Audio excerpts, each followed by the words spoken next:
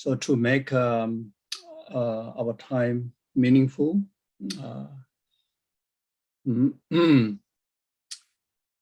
especially the course on Bodhisattva precepts to be most impeccable, beneficial for our own spiritual development, as well as from this very moment onward, the rest of our life, be complete course for numberless sentient beings, numberless sentient beings,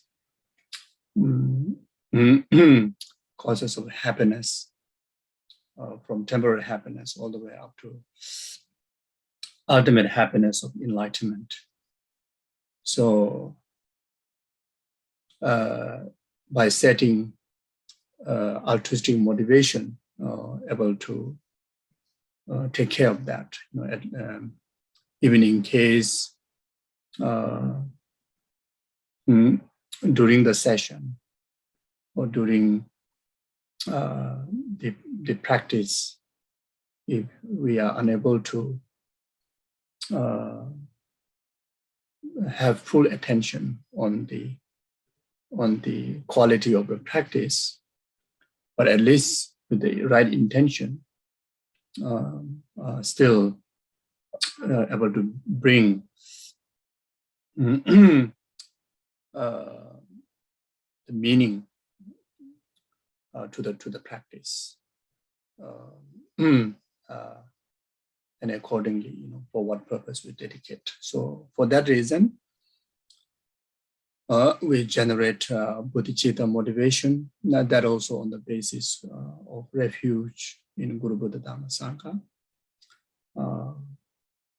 For that, we do the prayer of refuge in bodhicitta for immeasurable. Then after that, make salutation to Guru Shakyamuni Buddha, salutation to a lineage guru like His Holiness the Dalai Lama. Then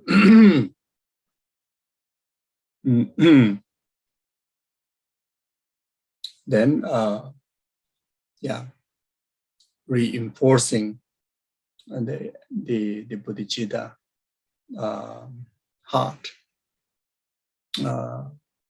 or the bodhicitta intention with four immeasurable prayers.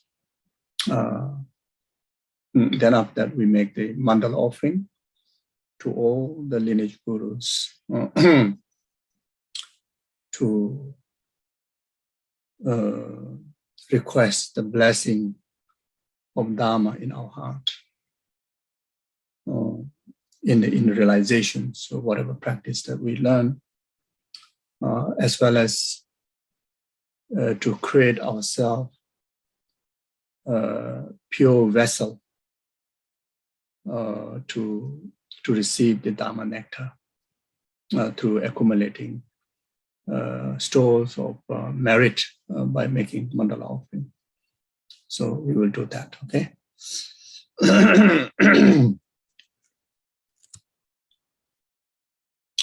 Sanje Jodang Zoji Jonala, Janju Badu Dani Jazunje, Daji Zoje Bezonamje, Dola Benjer Sanje Dubarai. Sanje Jodang Zoji Jonala, Janju Badu Dani Jazunje, Daji Zoje Bezonamje, Dola Benjer Sanje Dubarai. Sanje Jodang Zoji Jonala, Janju Badu Dani Jazunje.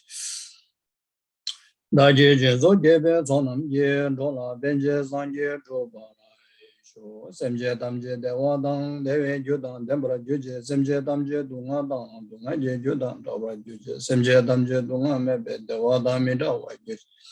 Semje Damje Nire Jana Nidan Dave, Danyola Nebra Juruje, Semje Damje Dewadang, Deve Judan, Dembra Juje, Semje Damje Dunga Dang, Dunga Je Judan, Dava Juj. Semje Damje Dunga Mebe, Dewada Midawa Juj, Semje Damje Nire Jada Nidan Dave, Danyola Nebra Juruje, Semje Damje Dewadang, Deve Judan, Dembra Juje, Semje Damje Dunga Dang, Dunga Je Judan, Dava Juj. Semje damje dunga mebe dewa dami dawa juje semje damje nyere jada nyedan dawe danyo la ne bala yoro enje. Kange doje ne zone dawa damje bambe jere dambe jene tenze ba godam de la cha se lo donye nye je son do je be lam je je zen je kanje ten de ke chana be mo tenzin ja zo so wa de zo da yu jin ye lo. So you want to recite the mandala offering?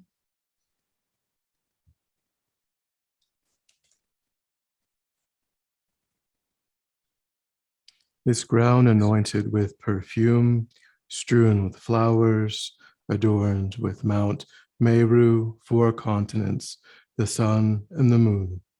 I imagine this as a Buddha field and offer it. May all living beings enjoy this pure land. O holy and perfect pure Lama, from the clouds of compassion that form in the skies of your Dharmakaya wisdom, please release a rain of vast and profound Dharma, precisely in accordance with the needs of those to be trained. Yedam Guru Ratna Guru Mandala. Rana Mandala Kamniya Daya.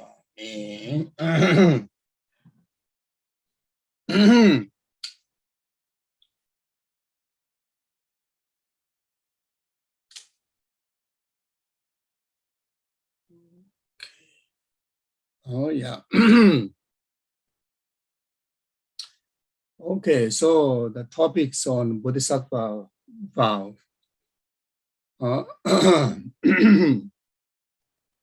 So I thought during these 6 classes,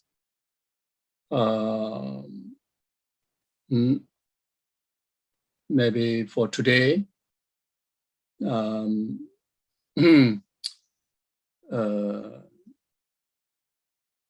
talk a little bit about, talk briefly on the reason and benefit of altruism or the Bodhichitta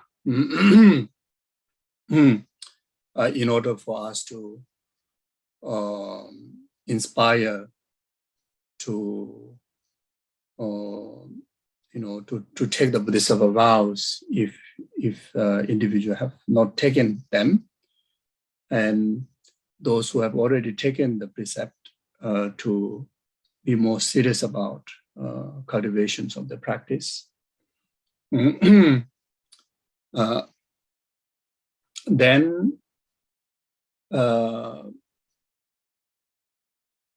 Then also good to get reminded, even though many of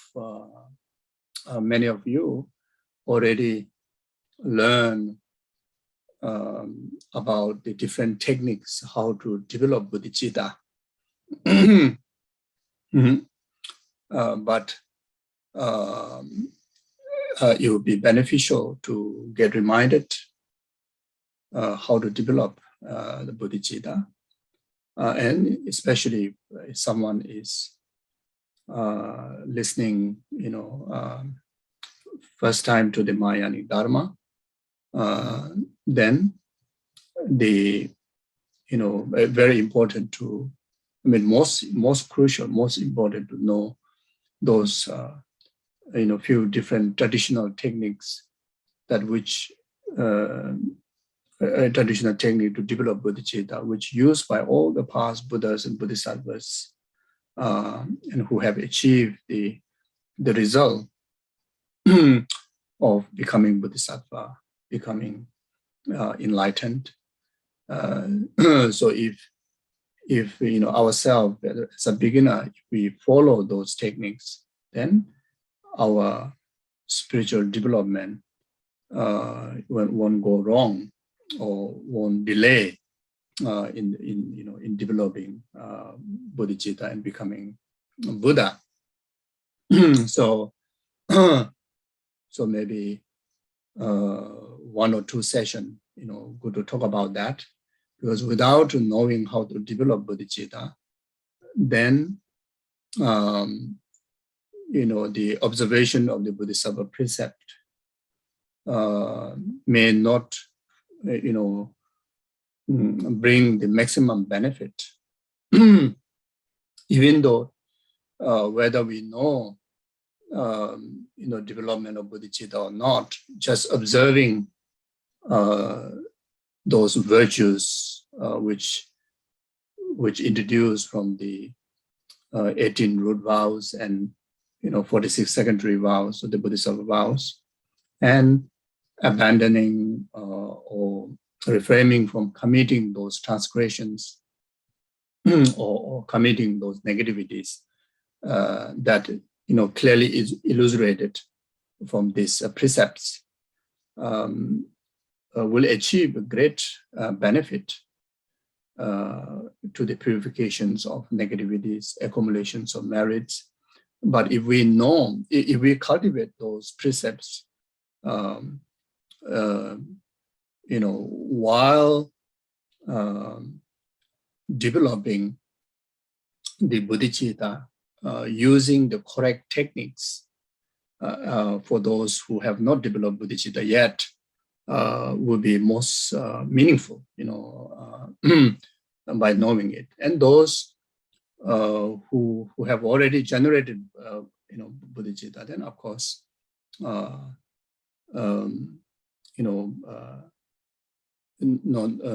no question about. But still, the topic,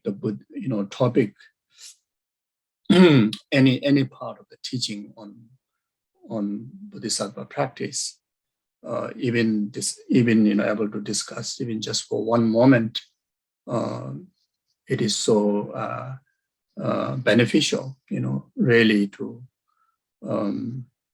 consecrate the world, consecrate the elements, even just able to pronounce once, even the name, the altruism. That itself is a very powerful tool to consecrate and purify the world. So therefore, I think for everyone, it will be beneficial for us to briefly talk about that. Then maybe the last 2 sessions or maybe 3 sessions, then we try to go through the detail of those 18 root vows and 46 secondary vows. Of course, all these teachings, can be introduced within just 1 session briefly, or you can just talk non-stop for ages also, So it's up to how much we want to stretch. So in one way, it's quite flexible to complete in any way. So something like that. So this is just a rough idea. So now, I think the entire the teaching on Bodhisattva vow, the meaning, the purpose can be summed into the 4-line Bodhicitta prayer by Lama Atisha. May Bodhicitta, those who have not arisen, arise. Then those who have already actualized bodhicitta not to decline, and those not to decline and increase more and more. So the practice of the Bodhisattva precept, the vows, to those who have not generated bodhicitta yet, then it is the best method to create the causes and conditions to develop bodhicitta, by by practicing the Bodhisattva vows, by taking Bodhisattva vows and practicing them. So that's the best way to develop bodhicitta.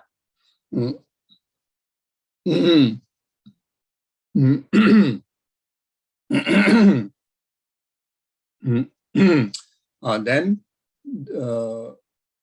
for those who have already generated, then practicing Bodhisattva vows will protect us not to degenerate, not only in this lifetime, but also not to bring interruption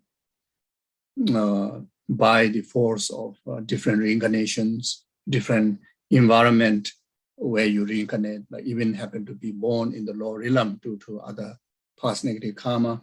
But this within this lifetime, observing Bodhisattva precepts purely will protect us, even from those tragedies, and even in future lifetime. So the individual able to pursue the development of Bodhisattva's path without any interruption, wherever our karmic consequences take. But as far as concerned with the practice of practice of developing bodhicitta will be not interrupted. Then those of beings who are already entering into the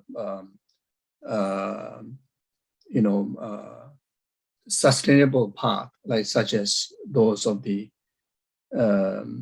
later the stage of the practitioner in the path of preparation, then part of seeing and part of meditation, those of the Arya Bodhisattvas, they have achieved the bodhicitta in sustainable level. Nothing can able to ruin the bodhicitta. Unlikely then, before entering into the path, or even those of the ordinary bodhisattva, by the destructive conditions, which danger to give up bodhicitta. But those of the earlier mentioned, nothing can interrupt. But if there's no proper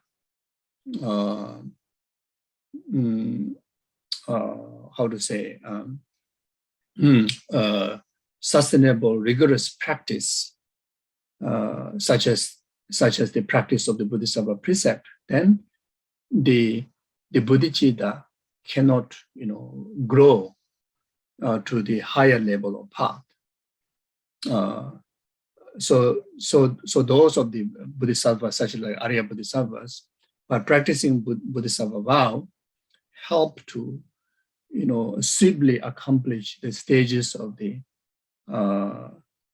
path and the grounds, and will without delaying much, will able to achieve the state of full enlightenment. So you see, so the practice of the Bodhisattva vows is necessity to all levels of practitioners.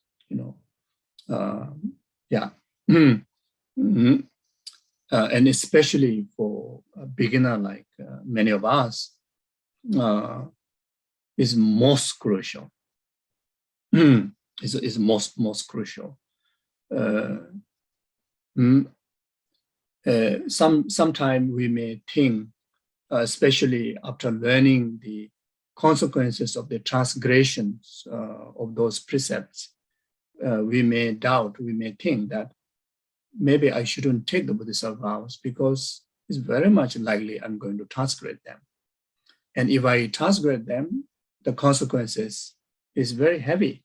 So rather I shouldn't touch, rather I shouldn't practice at all, so that I can be free of any negative consequences from the transgression. We may think like that, but that's wrong thinking. Whether we take the Bodhisattva precept or not,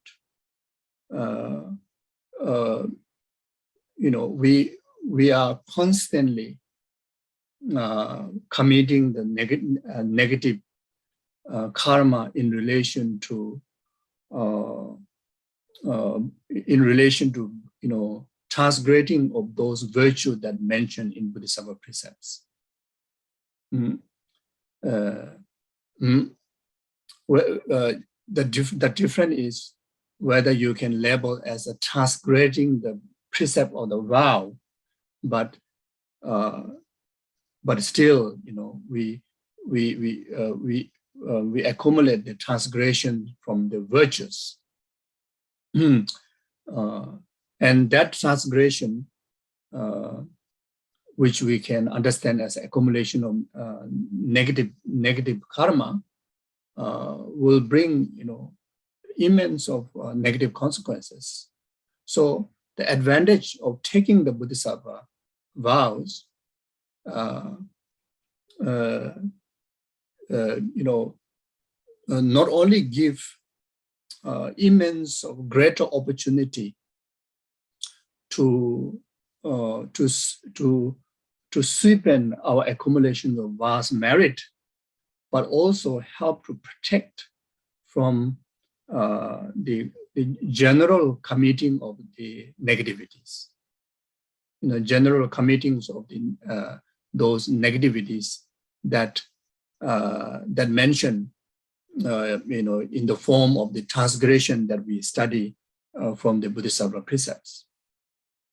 So you see, so that way, we gain, immense of protection of accumulating negative karma. When we take the precept, we literally, put into a position to be more mindful. Even in our ordinary life, whenever we make promise to something, then we start to be more careful than before. We start to take it more serious about the situation, isn't it? It's like driving.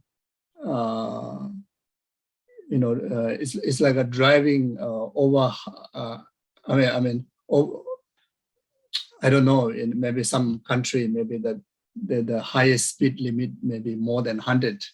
But in Australia, I see very much 100. So let's give an example that the highest limit is 100. Then in Bhutan, right now I don't know, but in the past when I visit there, I don't see any traffic lights.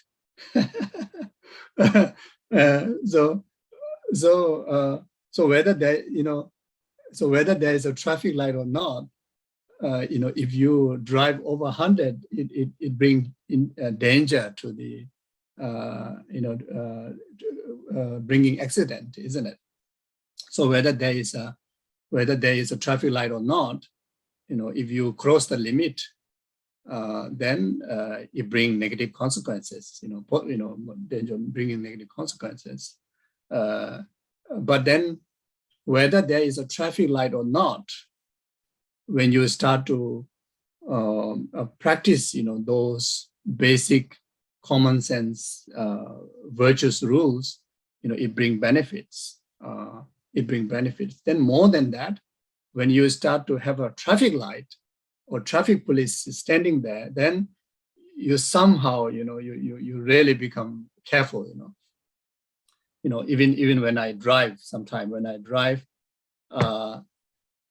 the moment you see, some camera, whether those are fake or real, or I don't know, but you naturally slow down, be careful,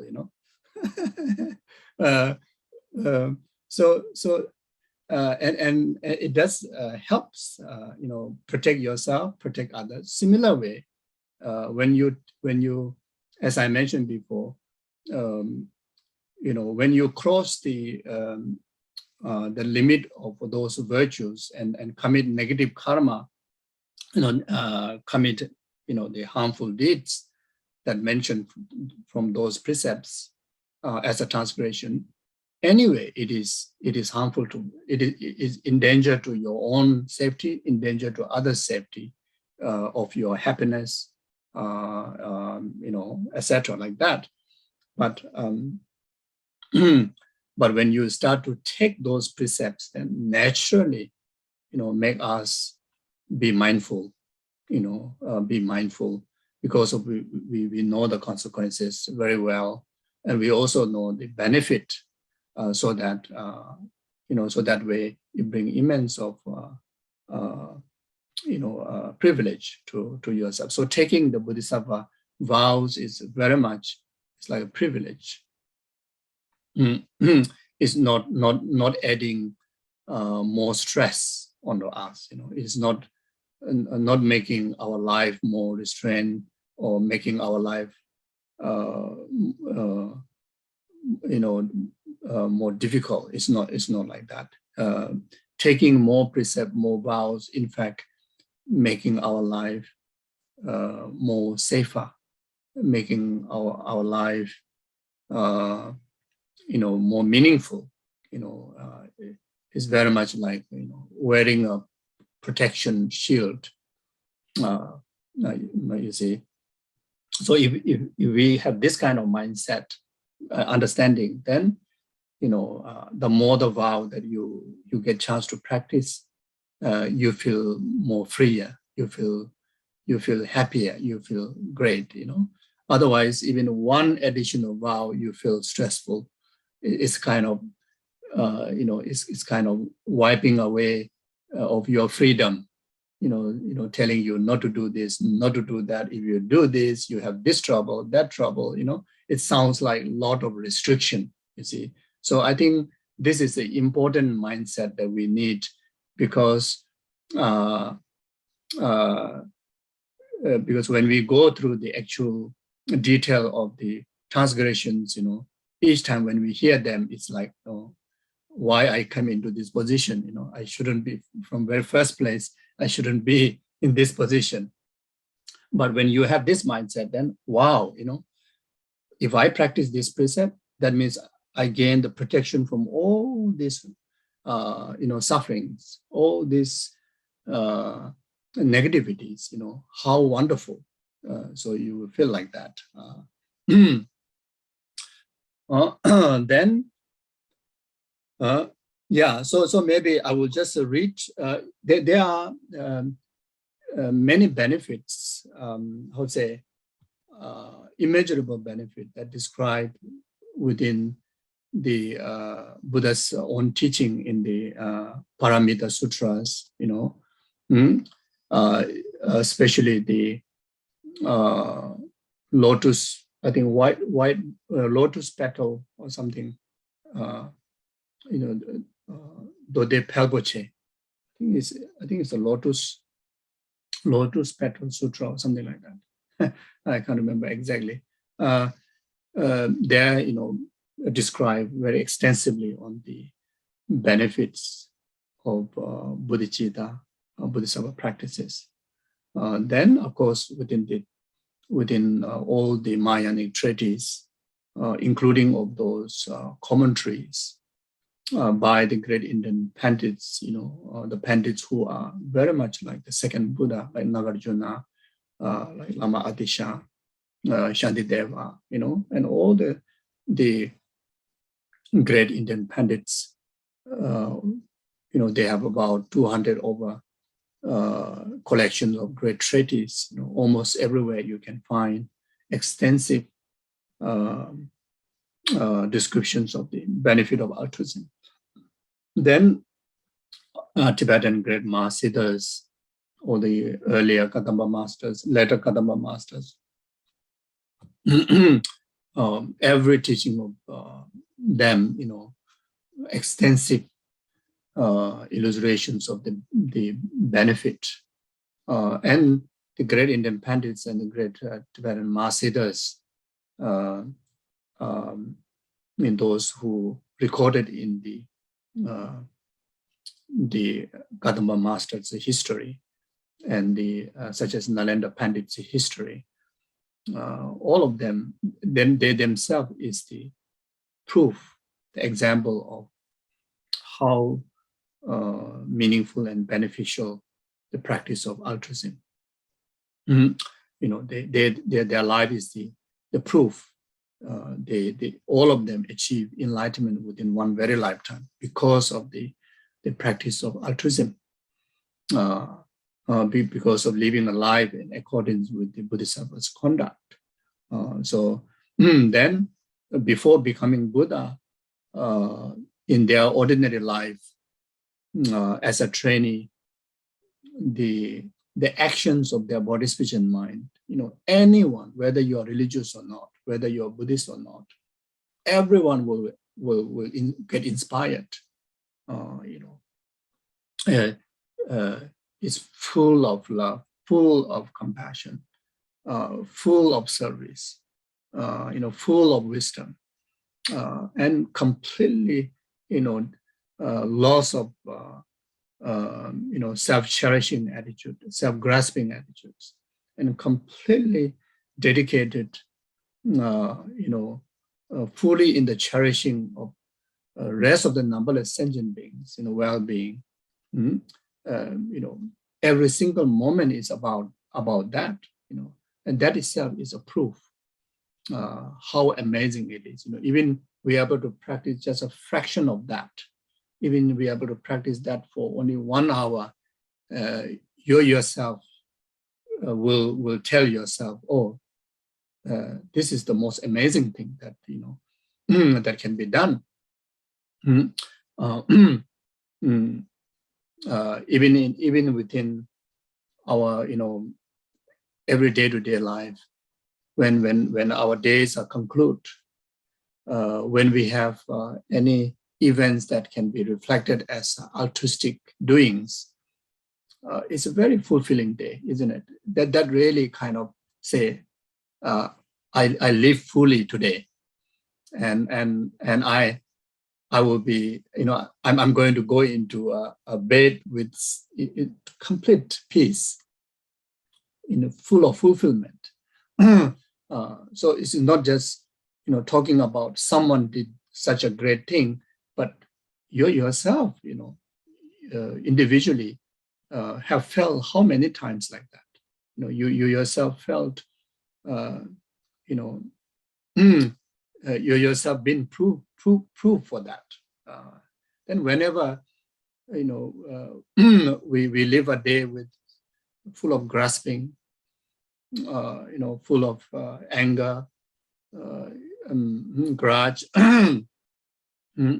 then everything about, me, is like completely isolate yourself, from all those altruistic way. Really, at the end of the day, whether you remember how negatively your day is spent, but you will come to a feeling that it's extremely exhausted mentally and physically. You feel like it's some kind of someone beating you up.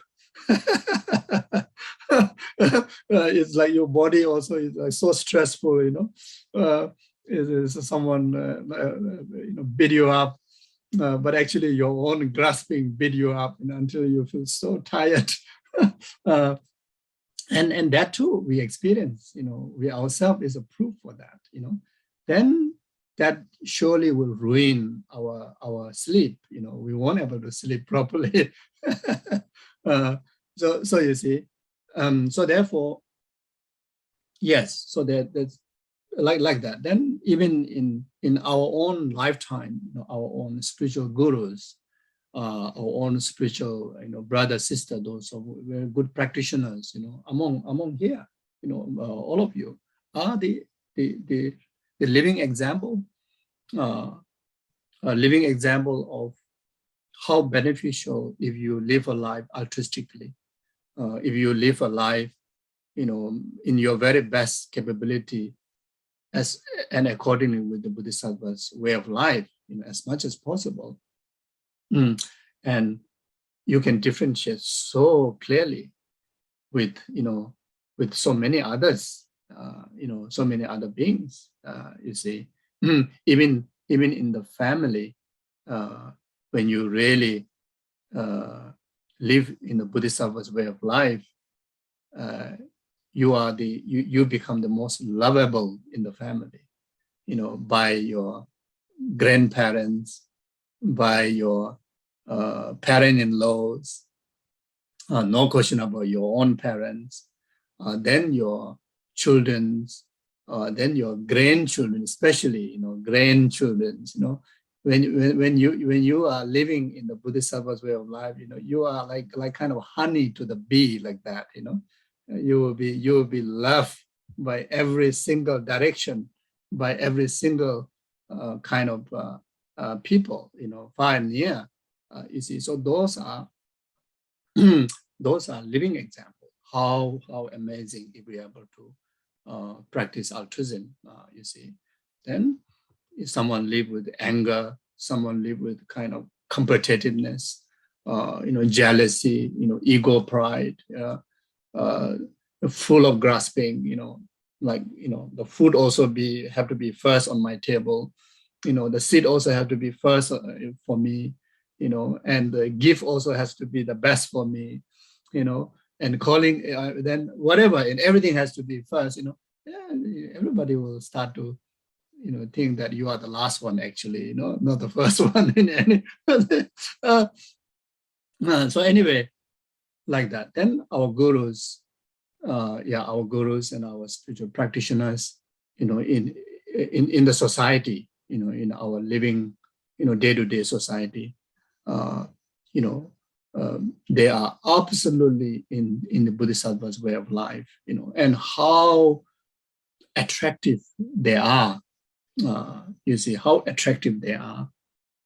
You see, especially I think can relate even more easily with the Westerners and to the gurus from the East or the Himalayas that you have.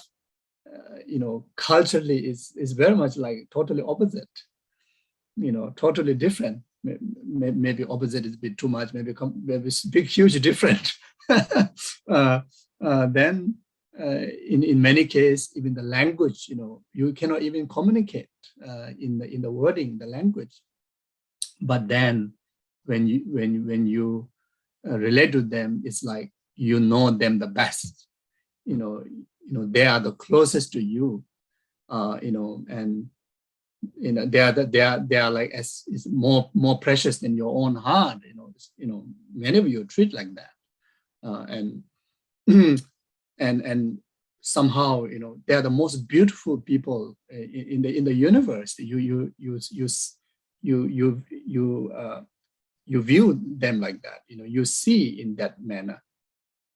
Why? Because of they live in Bodhisattva's way of life, and that illustrated from their day-to-day life, and you are witnessing that. Because of that, you get attracted. It's not because of their ragginess, it's not because of their maroon robe, or it's not because of their yogi kind of look. When you look at their yogi kind of hair, if you go near, it can be very smelly, never showered. The clothes can be very filthy, and when they start to talk, they never brush the teeth. It can be very smelly.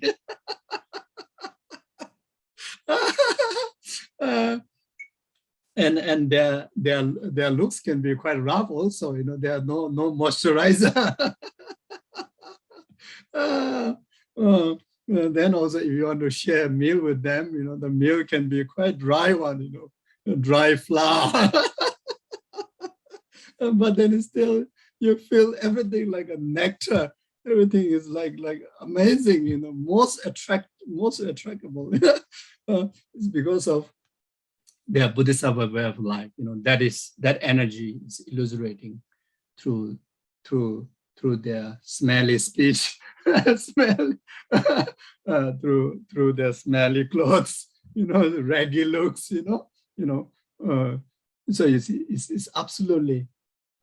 You can go beyond the conventional, what you call the the physical aspect. You can go beyond that, and you start to, very much like intrude into the inner being, inner quality, even in the very, very beginning stage, even before yourself really, practicing the Dharma, many feel like that. I think many of you have felt like that. I think each and every one of you may have amazing stories of your encounters of your guru, encounters of Buddha, Buddhist masters. I'm sure, I think someone should write a book about so many different people's encountering of their Buddhism, encountering of your masters. So anyway, anyway, so you see, so like that. Unbelievable proofs out there.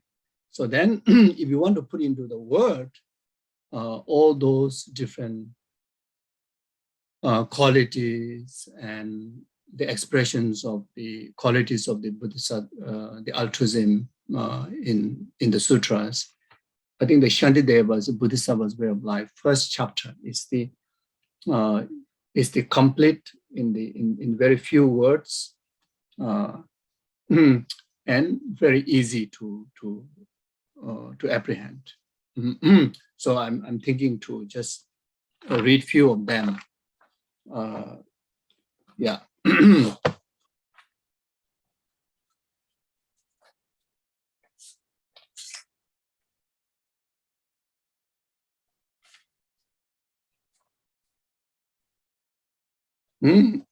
So the first chapter of Bodhisattva, verse 7, it says, the mighty Buddhas, pondering for many ages, have seen that this and only this will save the boundless multitudes and bring them easily to supreme joy.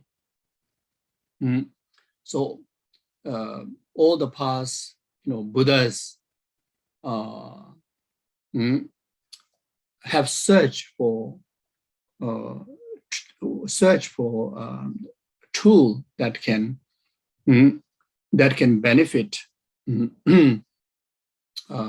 numberless sentient beings from entirety of their miseries and bring them into the complete state of perfected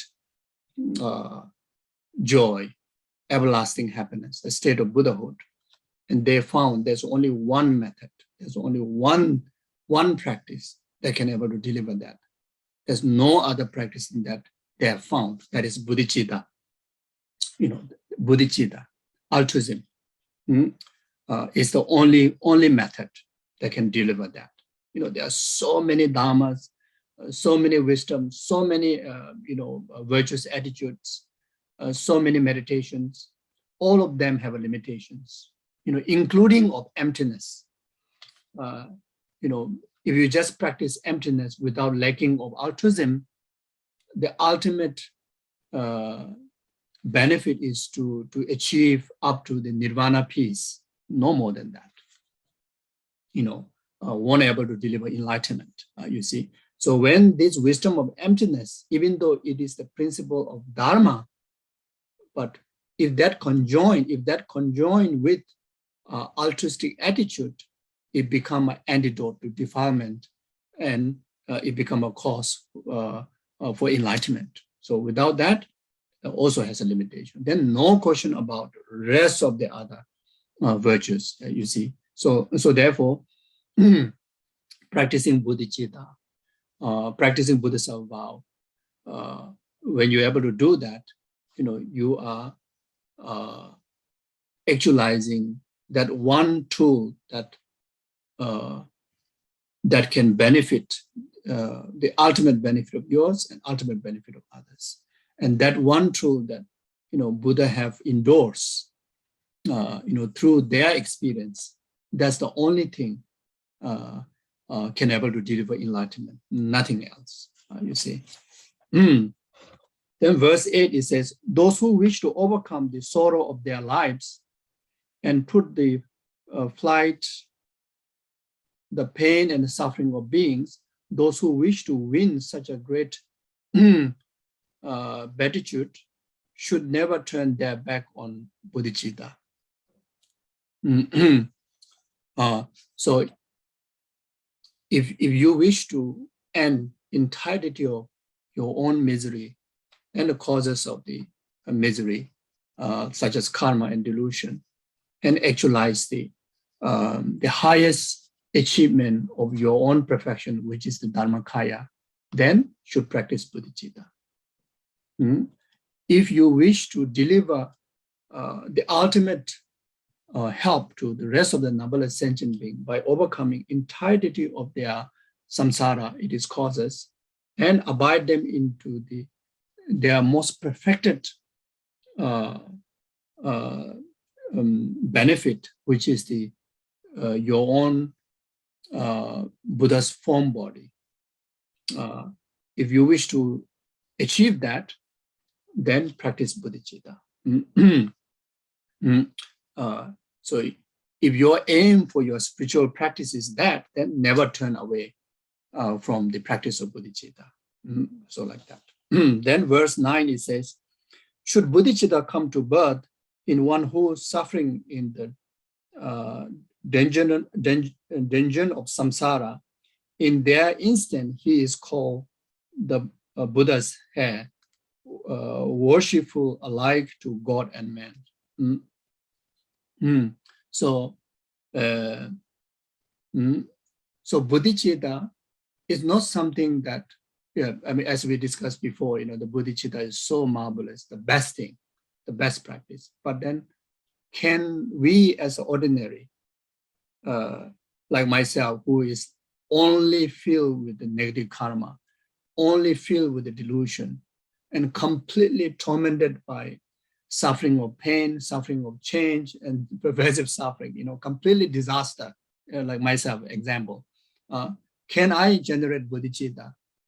Yes. How miserable you are in, how contaminated you are, how bad person you may be, you can develop bodhicitta. You are completely perfect, basis to cultivate bodhicitta. There's no discrimination at all. It's not something like that. Bodhicitta is so precious, only can practice by so precious one, only can practice by good people, only can practice by, this and that only people, not like that. Everyone can practice bodhicitta. So when you start to commit, when you start to commit altruism, bodhicitta, meaning say from now on I will follow Bodhisattva's way of life. Another way of understanding is, now I'm taking Bodhisattva vow, and take it. Whether it is inspirational Bodhisattva vow or engaging Bodhisattva vow. The moment you commit to it, the moment you have the Bodhisattva vows, right there, you are called as the heir, I don't know how to read, the child of the Buddha. You are called Bodhisattva. You are called, you are recognized as a Bodhisattva, even though in actual fact, what individual have not realized the bodhicitta yet, but even just making that commitment, even just, taking the precept, taking the Bodhisattva vow, right there, you are included as a family of the Buddhas. You become the child of the Buddhas. You see, so therefore, when we go to receive initiations, when we go and receive initiations, before granting the tantric vow, you receive the Bodhisattva vow. Then, when you are taking the tantric vows, you are called upon as a child of the Buddha, child of the fortunate one. You see, because of you have taken the Bodhisattva vows. That's the reason you become Bodhisattva. You become the child of the Bodhisattva, So like that. So therefore, then from that moment onward, you become object of veneration. If anyone venerate to you, they get benefit. If anyone, you become the object of offering. If anyone make offerings to you, even just one grain of rice, they accumulate immense of merit, and that merit is not just ordinary merit. That merit that others accumulate become a cause for their enlightenment. And that enlightenment become a cause of rest of the numberless sentient beings' enlightenment. Unbelievable, unbelievable, you see. So when people relate to you, like praise you, or just be friend with you, they receive the benefit of establishing altruistic karma in them. So you become a wish-fulfilling jewel. You become like wish-fulfilling jewel, the greatest wish-fulfilling jewel. There's so many beings lacking of condition to trigger their Buddha nature for them to start to awaken, the path towards enlightenment. You see, there are so many sentient beings that, they are lacking of meeting the pathway to become Buddha. So you could be the pathway for them to become Buddha. Once you take the Bodhisattva vow, once you commit to practice, follow the Bodhisattva's way of life, just making commitment, you see, you become the pathway for someone to become Bodhisattva. You become the pathway, someone to become Buddha. You become a pathway, that person to be the liberator of rest of the numberless sentient beings, in particularly those of sentient beings who has karmic affinity, special karmic affinity with that particular being, not with you, not with the rest of the past Buddha, but only with that person, you see. So now, after making that commitment, then you can just, go in the crowd, go into the shopping mall, go into the crowd beach, you be there, so many, whoever see you, whoever see you, they get that impact. You see, then you can just use loudspeaker to call your name. The more people hear your name, they will be created that kind of benefit. You can print your picture. You can put on the what do you call in New York. I never been to New York, but I heard in New York there's the Brooklyn Garden, isn't it? Something New York. There's one big poster screen. I heard something. How true I don't know. So you can print your picture on that screen. So those busy New Yorkers, when they see, they create the, you create the pathway for them to become Bodhisattva, eventually Buddhahood, like that. Okay, maybe we don't have to go that too far, but you can at least become a pathway for rest of your family members and rest of this, the circle of your friends, and especially those of you have a pet, dogs and cats, each time when you relate to them, you are conditioning them to awaken their Buddha nature, because every single numberless sentient being carry their Buddha nature, but they need a trigger point. They need something to trigger, condition, like how many of our guru, like Lama Yeshe, Lama Sopa, like His Holiness, and the rest of your other gurus, if they didn't, access to the wall, if they didn't visit to the West, just an example in EPMD Center, if Lama Yeshe and Lama Sopa didn't put effort to come into different countries, many of us, will not trigger our Buddha nature, will not meet Buddha Dharma, even though there may be so many others, Buddhas and Bodhisattvas and gurus, but every being has so many different individual karmic connections. We need someone who have a karmic connection. Then there your karma ripened. So you see. So therefore, not only these lamas, not only those Buddhas and Bodhisattvas, each and every one of us have that responsibility, equal responsibility, like all the other past Buddhas and Bodhisattvas and gurus. Each and every one of us has to play the role of the ambassador of the Buddha, have to play the role of the ambassador of all the Bodhisattvas, have to play the role of all the gurus, and yourself have to be the guru, have to be the Buddhas, have to be the Bodhisattvas, to those of the others that who only possible of their enlightenment when you become their guide, and can be quite obvious to many of us in our family. There are so many of them, they are not interested in Dharma, some of them even against the Dharma, and some of them is just completely distracted with the sensual distractions, and some samsaric life. But then you alone in the family was so into Dharma, so into the practice and living in the Bodhisattva conduct, quite clear that you are their guru, you are their liberator, you are their future Buddha who going to lead them, into the stages of the path of enlightenment. It's quite clear, from there already quite clear, isn't it? So like that, is it? So therefore,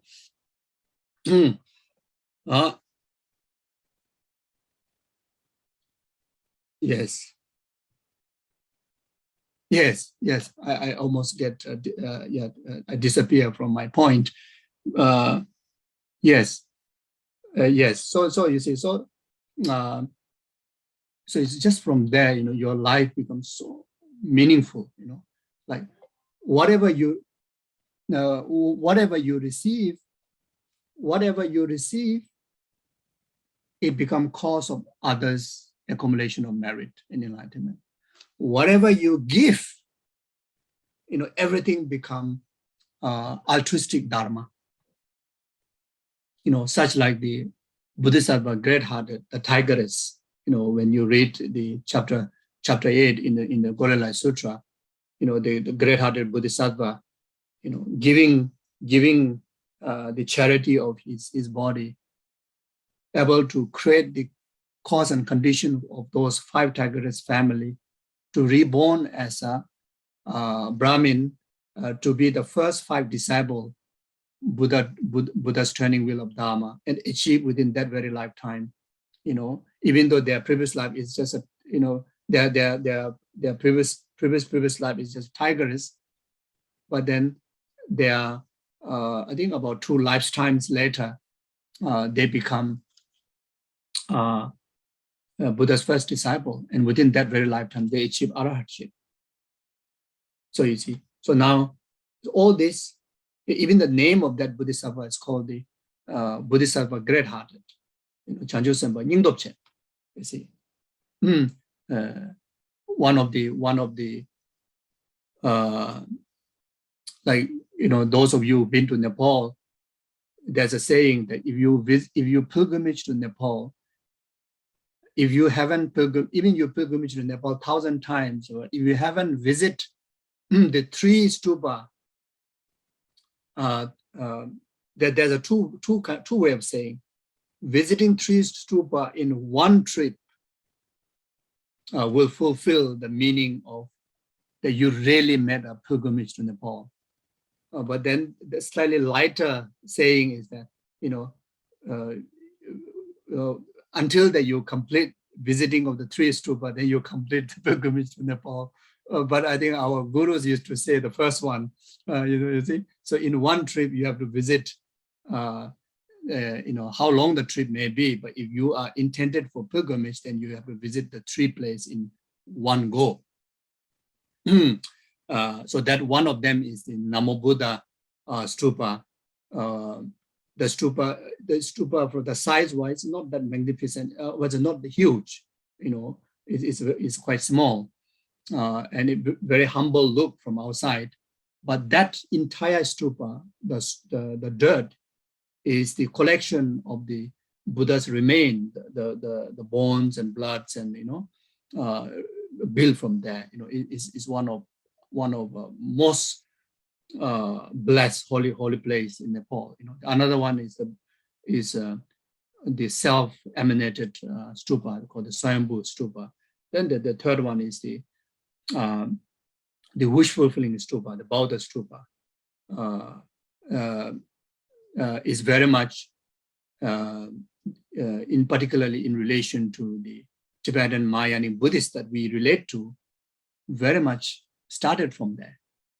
You see, because of the mother and the son and the cow that who helped to, build the Buddha stupa, make a prayer, then the mother, son, and I think also the cow, when they, in the completion stage, when they make a wish, so the one make a wish to be born as an abbot, Kenjen Shivatso, I think Shandarakshita or something, Kenjen Shivatso in Tibet, who brought the Vinaya teachings in Tibet. Then another one make a wish to be born as a Lurpan, the Guru Pema Sambhava, who brought the Tantra into Tibet. Then the another one is the make a wish to be born as a Dharma king, Chisong Duzen king, who really brought the later part of the Kadamba teachings, from India to Tibet. You see, so complete sutra and tantric teaching, including of the Vinaya, complete Dharma into Tibet, very much started from there. The benefit that we receive from Tibetan Buddhism is very much started from the wish-fulfilling stupa. So these three, unbelievable, unbelievable. Nepal has that. So anyway, all this started. Was it? Yes. So now I'm lost from my point. So it doesn't matter. So anyway, like that, you see. Yes. So,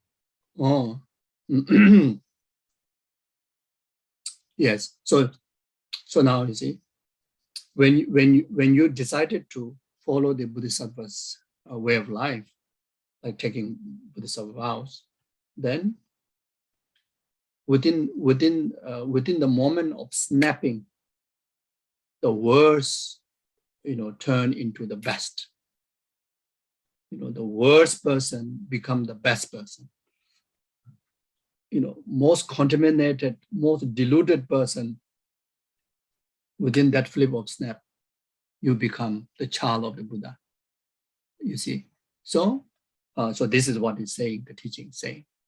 So if you feel that you have a lot of things to purify, then the best purification method, adopt the Bodhichitta, adopt the Bodhisattva's way of life. Just that. Okay, no question about you need to practice and you eventually become Bodhisattva in the actual, that will come later. Just making decision alone, the impact is like that. You see, if you feel like your life has been not really meaningful, now you want to make your life most meaningful, not just meaningful, but most meaningful, make that decision right there. You see, so this is spoken by the Buddhas in the sutra. Then the great Indian Pandits like Shantideva that put Buddha's word in his composition of the Bodhisattva's way of life. Bodhisattva here like that. You see, if you think that I'm not capable to bring benefit to others, if you feel that how I wish I'm Buddha, how I wish I am Bodhisattva, how I wish I'm like our gurus, how I wish I'm like them, I'm like this, to bring benefit. Poor me. If you feel like that, adopt the Bodhichitta. Right very there, right very there, wherever you are, even you are in a pajama, even you are in the bed, you make that decision right there. You don't have to wait to dress up, and do ceremony. You don't need to wait until that, right there, your life become most beneficial to all sentient beings right there. It's like, it's kind of, it's best to boost our confidence about our capability, you see, I can do it, I can be beneficial to the world, not only to this world, but infinite world, you know, I can be beneficial to all my family members, but not only to my family members, but all the numberless sentient beings. I can do it, so sometimes we doubt ourselves. We always focus on our limitations. So if we have that kind of tendency, adopt the Bodhichitta, and you can just memorize, and you can recite like a mantra, the verse 9 of the Bodhisattva, the Shantideva's Bodhisattva Acharya. You recite that again and again. Each time you feel low, you recite that, gain confidence. You see, like that. So then, with that, then if you enjoy sleeping, just sleep. Life is most beneficial to numberless sentient beings. If you enjoy engaging with the people, doing some service work, do it. If you enjoy becoming sangha, become it. If you enjoy getting engaged, engage it. If you enjoy producing baby, go for it. If you enjoy going to the cave, go for it. If you enjoy staying in the city, go for it. If you enjoy Mexican food or Italian food or Asian food or Tibetan samba, go for it. Everything become most meaningful because of that one decision, that from now on I will follow the Bodhisattva's way of life. That one decision, everything become meaningful, and everything become conduct of Bodhisattva. Everything become directly or indirectly, bring benefit to the numberless sentient beings. Every single moment is not wasted. You see, every single moment, infuse or consecrate with altruism. You see, so like that. Then, at the time of dying, many people get confused. There are people who get confused because of now they can't remember any of the practice they train in their life because of the degeneration of their mindfulness, degeneration of their aggregates, because near death.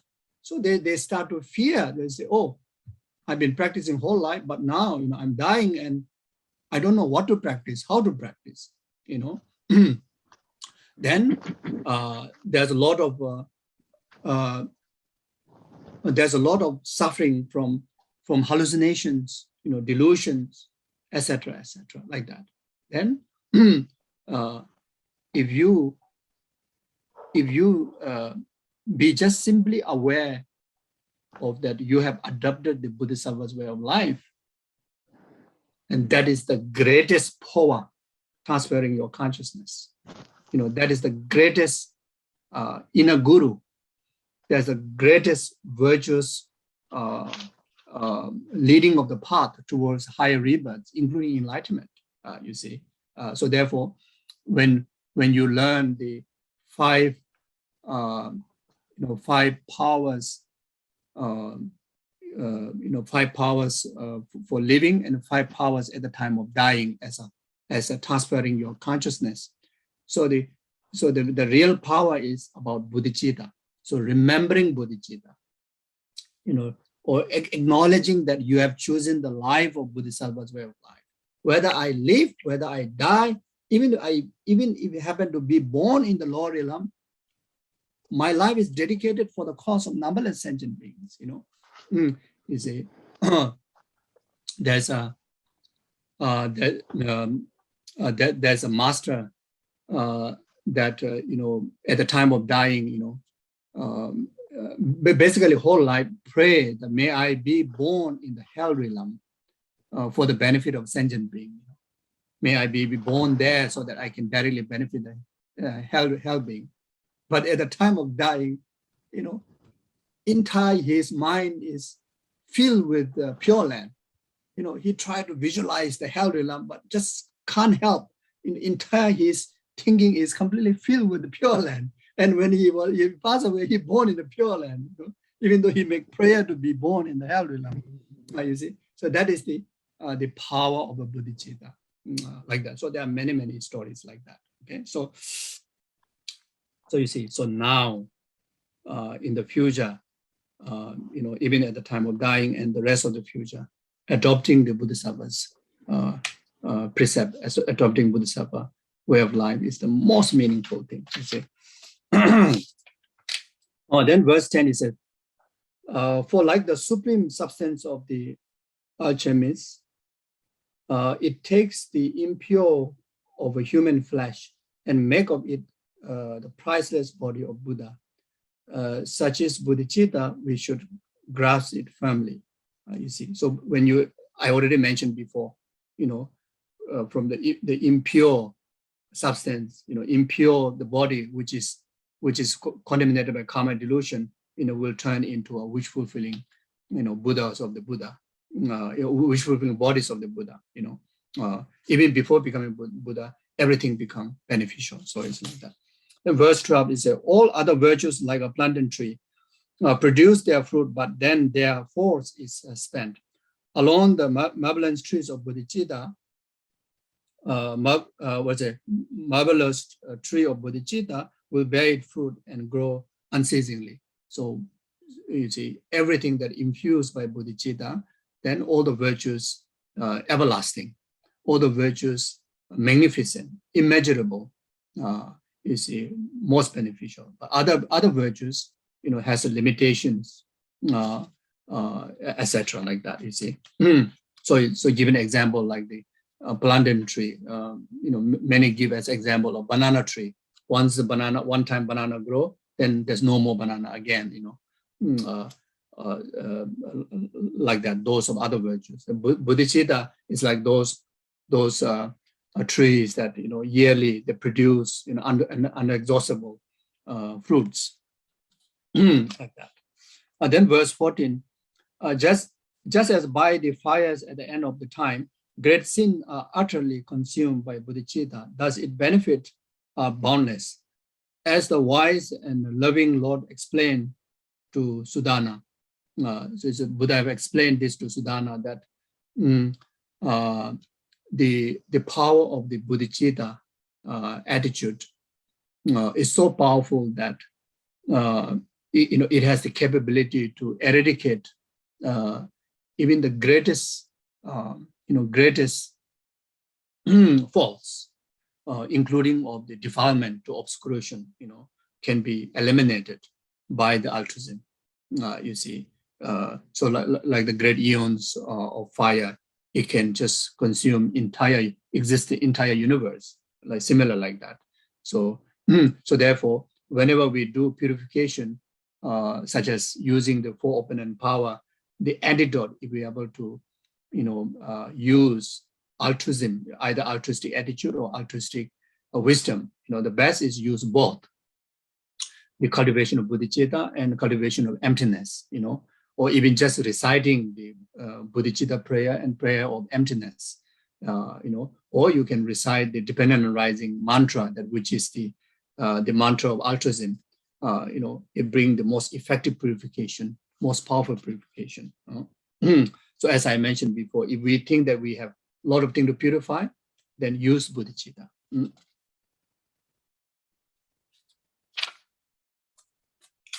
Okay.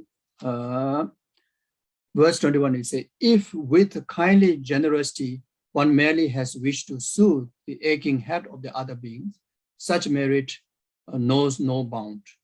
Verse 22, no need to speak then of the wish to drive away the endless pain of each and every living being, bring them unbounded virtues. So you see, so bodhicitta is so amazing that,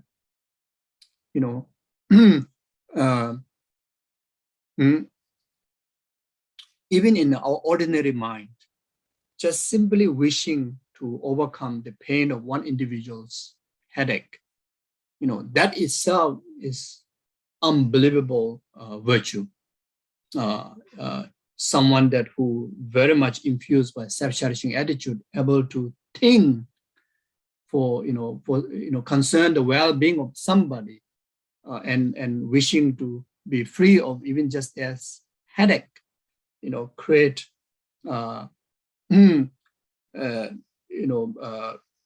create boundless merits.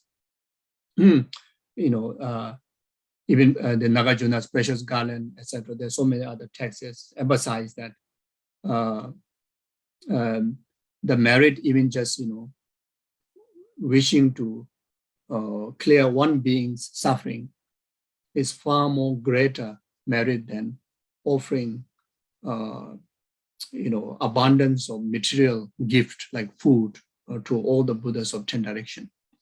That much power. So now the altruistic way, if you make the commitment to elevate the suffering of rest of the numberless sentient beings, then he said there's no need to talk about it. How great the merit there will be. Then verse 27 is for if the symbol thought to be of help to others exceed in the worship of the Buddhas, as I mentioned before, what the Nagarjuna have said here, the Shantideva also said here, verse 27. For if the symbol thought to be of help to others exceed in the worship of the Buddhas, what need is there to speak of actual deed that brings about the will and benefit of beings? So here now, you can also understand that just having the aspiring, aspiring attitude of, elevating suffering of one individual has so much a great boundless of merit. Then no question about when you actually engaging in the Bodhisattva's conduct by adopting the Bodhisattva vow. When you engage in the Bodhisattva's deeds, so there are certain texts emphasize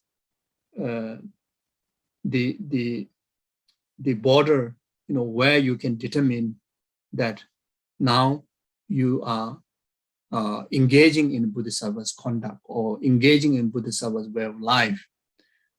Is very much determined the moment you take the Bodhisattva vow, the engaging Bodhisattva vow. The moment you take that, then from that onward, every actions of benefiting others become by actual, Bodhisattva's way of life. You start with some way of life like that.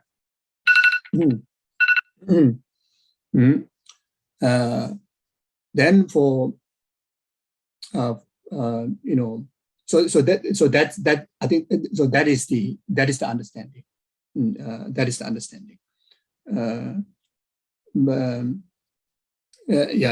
So that is the concluded understanding. But there's also commentaries emphasize that just this, without taking the Bodhisattva vow, but just deciding to act accordingly with the altruism, that also can be determined that you are engaging in the actual deeds of the Bodhisattva's way of life. So morally, yes, it does make sense. We can assert that, but traditionally, and in particularly when we talk about the precept, then this one may not qualify to assert the actual entrance to the Bodhisattva's way of life, like that. And there are also some debates about the actual engaging in the deeds of Bodhisattva way of life is only after you actualize Bodhichitta, you become Bodhisattva, then only whatever action that you do is regarded as engaging in the Bodhisattva's way of life. So again, that also morally and from many different aspects, it has great meaning in that there's a reason for emphasizing this, but I think the first one, is most reasonable for all aspects. The border is, when you take the Bodhisattva vow, then from there onward, engaging Bodhisattva vow, then that determines actually engaging of the Bodhisattva states, like that.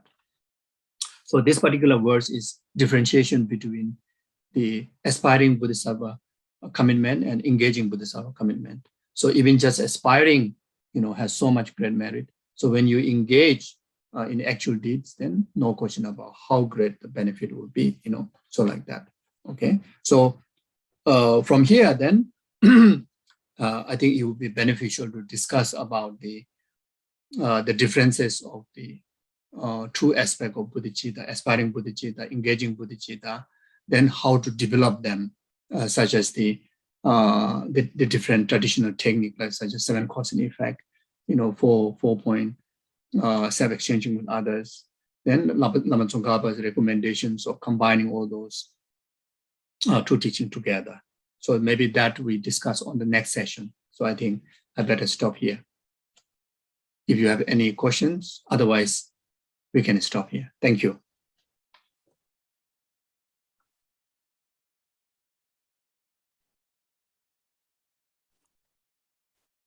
Geshe Zopa, I have a question. Sure. A couple of weeks ago, you said that you were talking about the Buddha's wisdom body and the Buddha's form body. And you said that they weren't far away and they weren't close by, but they were within us. Yeah. So I was thinking about that, and in terms of the words Buddha potential. So I was thinking, does that Buddha potential mean the potential to see what is already there? Is that what that means? Thank you. Okay. Yeah, Buddha potential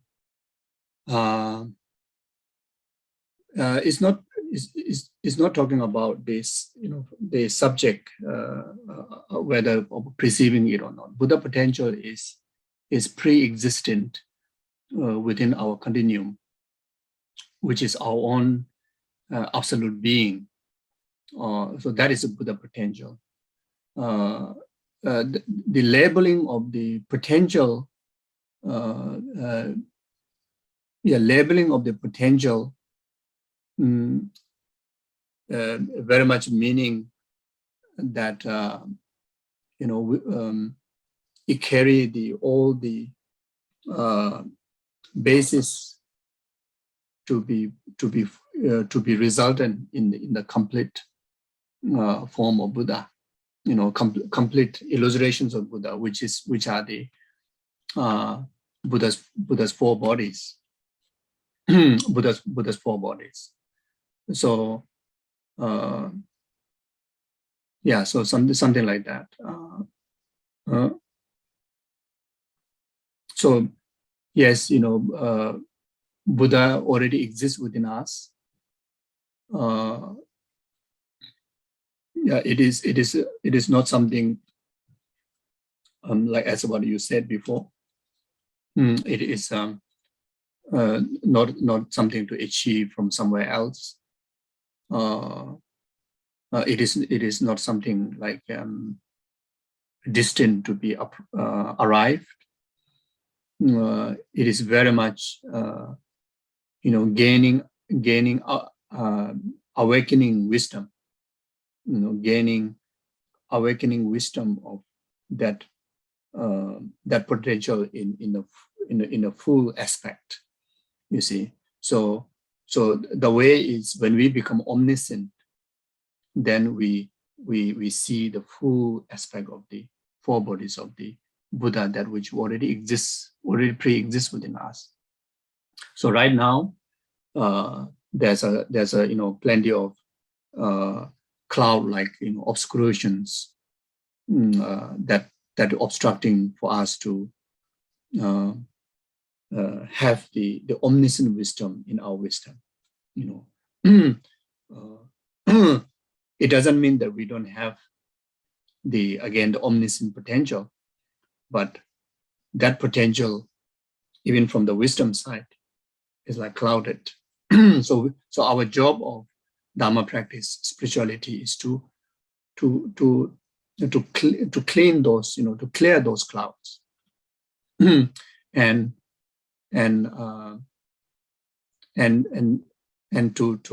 to have a direct experience of the luminousness of the one's own being, which is like the space, which is by its nature free of obscuration, vastness. Then and then that luminous vast space like enlightenment, give the opportunity, or give the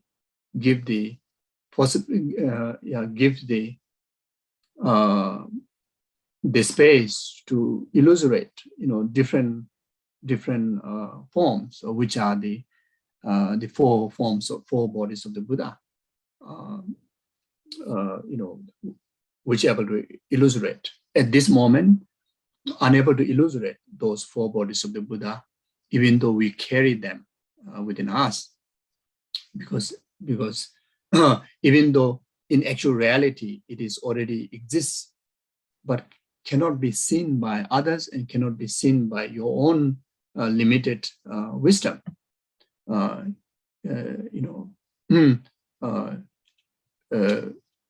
As if there's a lot of blockage, like a cloud, so something like that. So the example of a cloud is the defilements. We need to purify all those defilements. The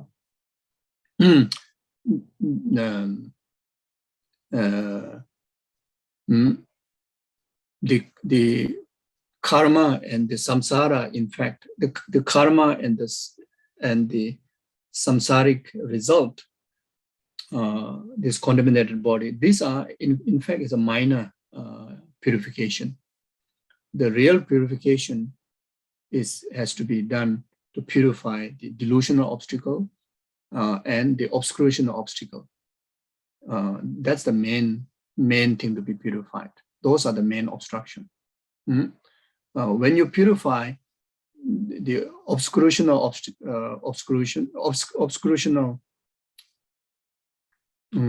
defilement and the delusional delusional what do you call it? Delusion, obscurational defilement, delusional obstacle and obscurational obstacle. So when you purify these two, then naturally will purify the karma and purify the samsaric result, which is such as the contaminated aggregates. So like that. Thank you. Thank you.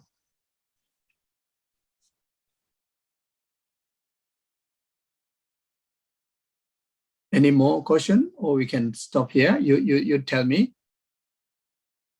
Mary, you can guide me, or Venerable Dundup. So we can do short dedication and we can stop. Yeah? Yes? If I understand correctly, if someone harms a bodhisattva, it creates a heavy karma. So if you take a bodhisattva vow and someone unknowingly or doesn't know about bodhisattva, will then give them an opportunity to create a karma. So how doesn't I don't know how to explain that. Yeah. That okay. So harming sentient being, generally harming sentient being, any sentient being, even a cockroach or ants, is an equal heavy karma as a harming Buddha and Bodhisattvas. then when it comes to merit, respecting sentient being, any sentient being, even cockroach and ants, as vast merit as respecting Buddha and Bodhisattvas. So you see, so Buddhas and Bodhisattvas are for sentient being. Otherwise, there's no meaning. You see, Buddhas and Bodhisattvas are why so extraordinary, why so amazing, including of Bodhicitta. Why so is amazing? It's because of sentient being. You know, if there's no sentient being, then if there's no concern of the well-being of sentient being, Bodhicitta has no there's no extra value. Bodhisattva has no extra value. You know, becoming Buddha have no extra value. You just become self-nirvana. You know, that's good enough. So therefore, now harming Bodhisattva, yes, literally when you read the wording, you know, yes, it's a heavy negative karma. Yes, it's true. But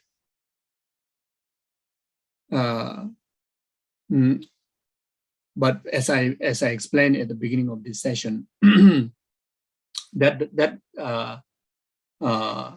doesn't mean that by not taking Bodhisattva precepts, then harm the Bodhisattva have a less negative karma. You see, so by taking Bodhisattva precept, you have a privilege and greater merit than not taking Bodhisattva precept, while you create an equal kind of transgression or equal kind of negative impact, causing harm to Bodhisattva, while whether you're taking the Bodhisattva vow or not. So this is how I would understand. So, this can also relate to, then you may think that we talk about, heavy karma or what do you call the heavy karma of harming the guru.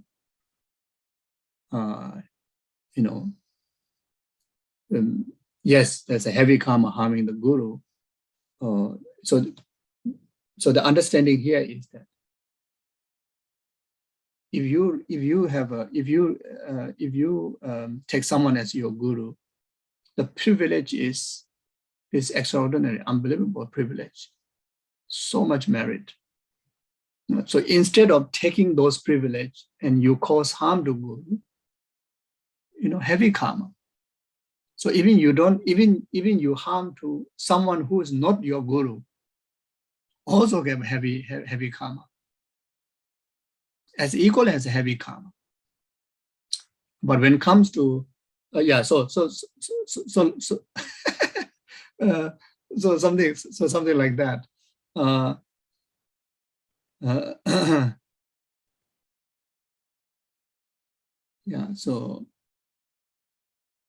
It's a bit don't know how to put in a word, but so from the object side, then the higher the realization they carry, higher the merit they carry, then there's a weighing of intensity of the negative karma that you perform. But from your side, from the subject side, as I mentioned before, you commit negative karma in relation to Buddha, Bodhisattva, and the sentient beings, equal heaviness of the karma. I already given a reason. So now, very much of this textual description, like about the harming the Bodhisattva and from the Bodhisattva's precept, etc., very much from the object side. You see, so even in our common understanding about karma, the object, like such as harming human being and harming ants, that's a great difference.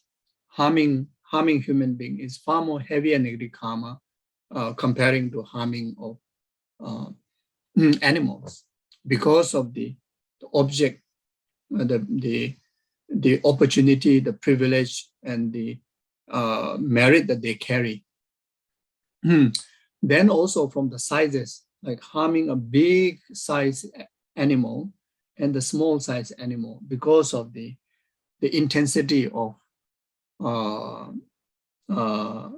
the basis that they carry from the size, even among animal. Let's say harming elephant and harming ants, again has a way of intensity. Then, but then there may be size. Size may be big, but then certain animal karmically, this certain way of causing harm to them doesn't go through tremendous suffering or pain in them, even though causing life. But then you cause their life with so much causing suffering or pain, it has a greater consequences. So there's so many different aspects to explain. So in short, from our side, harm no one in the understanding of every harm has heavy consequences of negative karma, equal heavy consequences of negative karma. So again here, maybe just remember this. The heaviness also can be understood like this. Now you cause harm to the ants.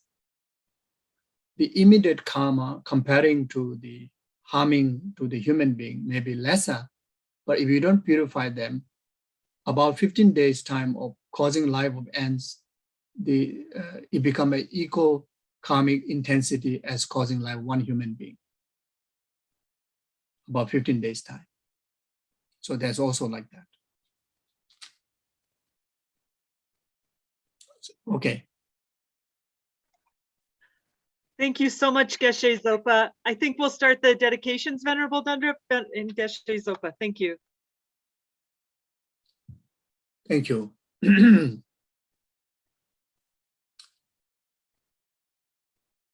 Is internet working properly? Because I see your screen all frozen. So I hope you're still hearing.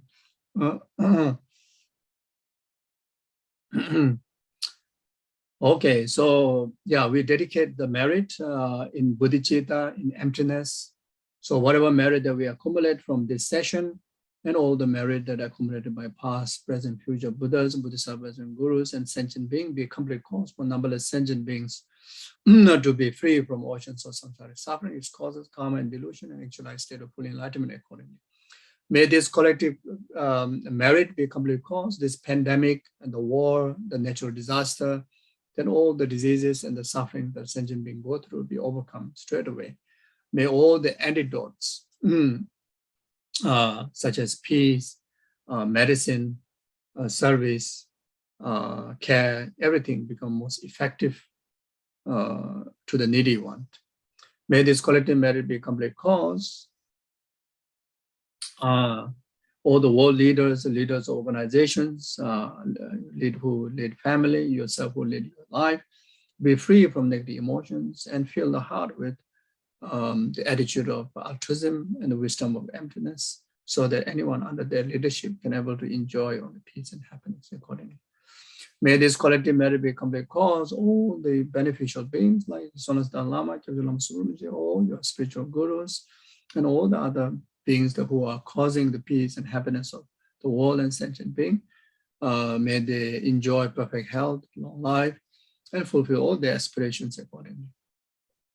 May this collective merit be a complete cause, all the virtuous institutions like monasteries, nunneries, and all the Dharma centers like the Nurbuling be free from all the inner outer secret obstacles and actualize all the conducive conditions to preserve the Dharma in most extensive learning, as well as actualizing stages of the realization on the stages of the path accordingly.